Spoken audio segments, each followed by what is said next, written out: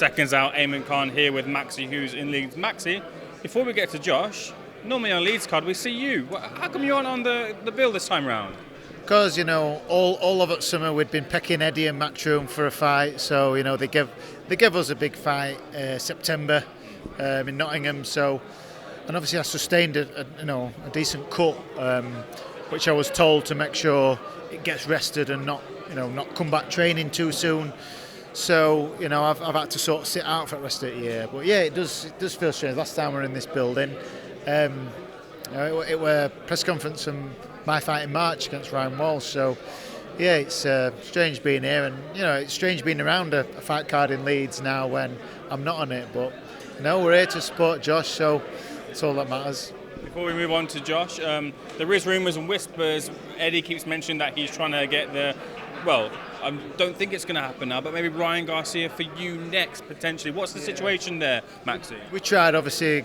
Garcia put out that he was wanting to fight in January. Yeah. Again, Eddie was straight on it to Golden Boy. We've got Maxi Hughes available. He wants that fight. Do you want to make that? And it doesn't seem, we've had no response back, but I'm seeing stuff float about on internet about, is it Marcito Gesto, the Filipino. It's looking like he might have that fight. So, maybe me and Garcia are just not meant to be. Maybe, but is there something else in the pipeline for you? Are you looking to maybe curtail the Christmas celebrations and keep in the gym for something early next year? Yeah, I only had a week off from my last fight, and I've been in gym since, training and working hard. So we're waiting, we're chipping away and we're waiting. But that's why we're here today. Have a word with Eddie and try and find out what's happening. I can't wait. I don't want to wait around for a big fight. I want to keep busy. I want to keep active. I want to keep in good form. And if all the big fights are taken up, I want to try and get into a mandatory spot for one of the other belts. I'm ranked high with the IBF, so let's try and get into a mandatory position with the IBF, and then I would wait around a bit longer because I know my shot's coming. So it's all stuff I want to have a chat to Eddie about. Do you think that we do next year get Ryan Garcia versus Gervonta Davis? Do you think that fight happens? It seems like the path is sort of clear-ish. Yeah, I mean, until it's I suppose fight week and the press conference, they're going through all that, and then I don't really believe it's going to happen, because them big fights, they take a lot of politics, don't they? So yeah, until it's fight week between them, then I don't know. I don't want to, look forward to it too much. Who would you pick to win? Tank. Why?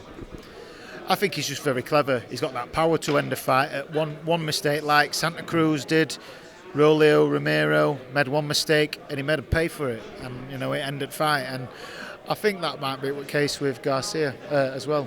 Turning our attention to Josh, who once again headlines in First Direct Arena in Leeds. A little bit frustrating to watch Josh as a fan, as a spectator, because we always hear the next fight is the big one, It's a mandatory, of course, he's got to deal with it, but hopefully if he deals with it, he gets that big fight next. Yeah, he deserves it, he's deserved it for years.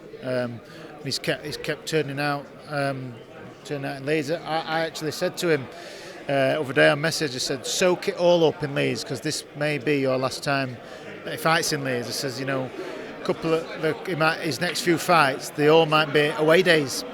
So, I said, just enjoy it, and he's super focused and concentrated to get the job done, and then it's got to be the big fight for him.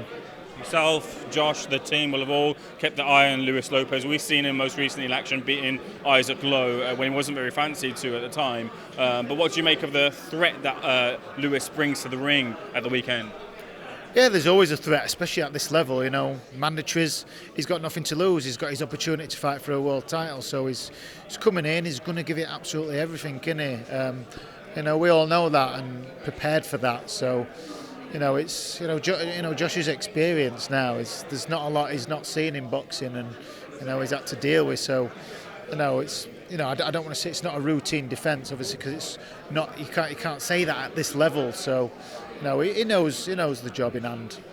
As a fighter, when you suffer an injury, take for example the cut that you have, or the jaw problem that Warrington suffered in the last fight.